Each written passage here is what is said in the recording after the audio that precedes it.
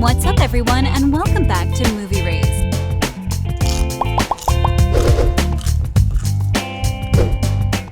6 seasons, a film, and a sequel? That's what Downton Abbey fans were treated to when the period drama was released in 2011. 10 years since we were first introduced to the Crawley family, and we still can't get enough of the drama between them and their servants. While we wait for that very anticipated sequel, we might as well see what the show and the film looks like behind the scenes. You'll be surprised to know how difficult it is for the actors to wear the Downton costume.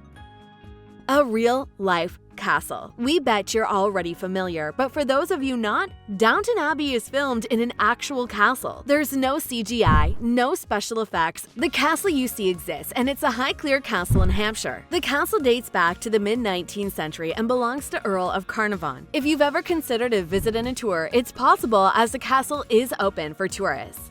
The food in the film. Here's a really interesting behind-the-scenes fact about the food in Downton Abbey. The food in the show was real, but not particularly fresh. Is this all we're getting? Just these pickety bits? Hardly. These are canapes, Alfred.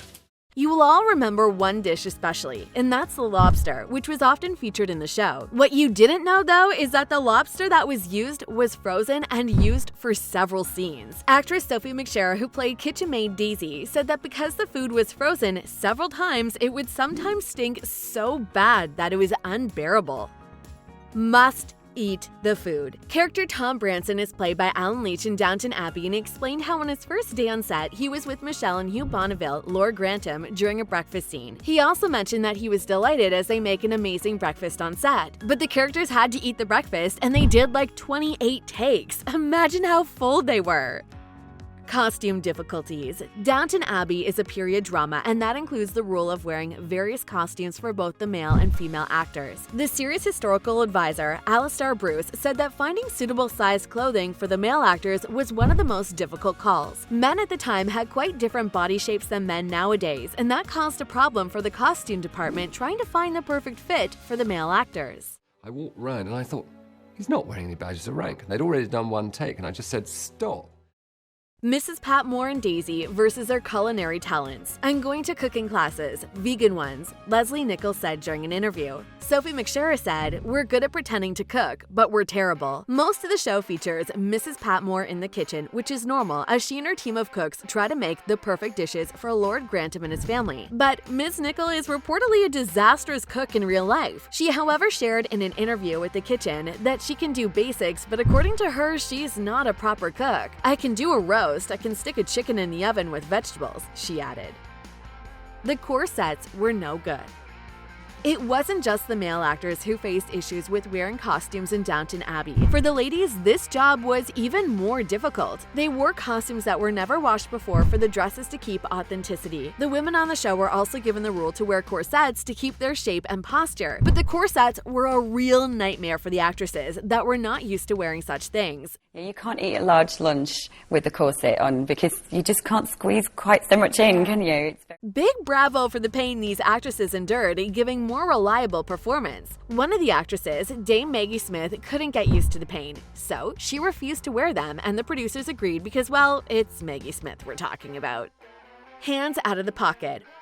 One and only one person is accountable for making Downton Abbey look more believable when it comes to the historic aspects. Alistair Bruce is a historian who is responsible for all the details about the costumes, hair, posture, and so on. There are so many details this man was in charge of that it will blow your mind. For instance, bad posture is not acceptable. Saying hello is not acceptable as it is considered a poor language skill. However, he was also in charge of training Hugh Bonneville not to put his hands in his pockets. In an interview with Metro, he explained how he wouldn't want to pick on Hugh as almost every actor needed telling, but he, however, shared a quite interesting story involving Hugh. If you look at a man's pocket today, it's cut at an angle to enable him to put his hand in his pocket. In those days, if you look at trousers for the gentleman, pockets went straight from south to north. And it's jolly difficult to put your hand that far back to put your hand in, said Alistair. The truth is that they didn't put their hands in their pocket because they couldn't. When you see how much attention to detail was put into the making of Downton Abbey, it explains why the show became so successful. Now, before we continue with the question of real ghosts at Highclere Castle, make sure you smack that like button if you haven't done it already. Ghosts on set. We'll elaborate. It's quite simple. Property owners and some of the actors in the show think that ghosts are living all over Highclere Castle. Shirley MacLaine, one of the actresses in the show who plays Martha Livingston, said, "The energy of the castle grounds its past and the hauntings was inspiring. I am very much into that stuff." She also mentioned that a likely cause for the potential ghosts living in the castle comes from the time King Tufts artifacts were once stored at the castle's bowels. Is there any chance this could be true? What do you guys think? Let us know down in the comments. The butler and his wife. Jim Carter, who plays Carson in the show, was really happy and excited to have his real-life wife, Imelda Stutton, join the cast of Downton Abbey. As you're all familiar, she is upstairs and he is downstairs, so both characters live in a very different world. Interestingly enough, he told the Mirror that he said to her on set, "If you think I'm serving you wine here, forget it. What happens at home, not at work. I'm practically her butler at home as it is." Oh, that's better, thank you. Yeah. Very well, it's a tribute to you. Thank you very much. It must have been amazing for both of them to star in the same show. The Ritz versus the cast and the crew. For most shows that have lasted for years, it's really difficult for the cast to say goodbye to each other at the very end. That was also the case with the cast of Downton Abbey. When they all knew the show's last episode was coming, filming the last scenes was emotional for all of them. One reoccurring location during the series was filmed at the Ritz Hotel in London. When Downton Abbey's cast was there, the Ritz appeared bothered by the cast, so they tried to kick them out. While the concrete reason for this is not known yet, we guess a big unplanned party was involved. Each episode cost more than $1 million to make.